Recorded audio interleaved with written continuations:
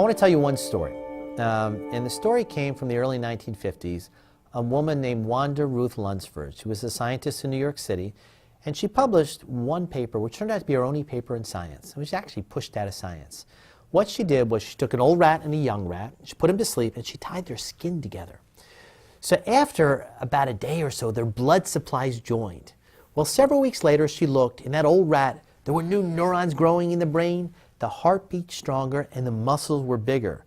The gray hair turned brown again. She claimed she reversed aging. People call her Dracula, Frankenstein, all kinds of crazy names.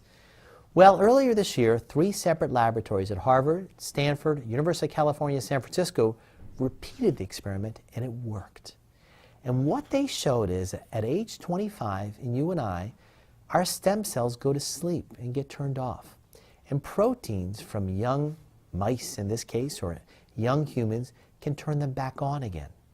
And when these stem cells get turned back on, new neurons can be grown. Repair happens much quicker in tissue.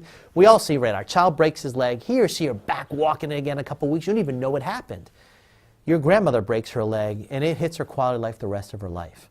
So there are clinical trials now using proteins that were found in young individuals to try to stimulate bone repair in the elderly who have fractures. And so just like a diabetic requires a shot of insulin so that they can manage their sugar, going forward, if you break your leg in the elderly, we may just give you a shot of these proteins to turn back on your stem cells so you can repair quicker. We're trying it in cancer because cancer in kids is about 90% curable. Once you turn 25, that same cancer turns incurable. So maybe if I can convince the body it's younger, I can have, or we as a science community can have a bigger impact on cancer.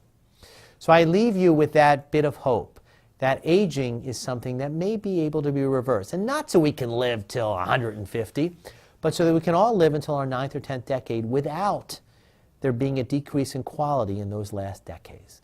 Because that be the goal, quality years till the end.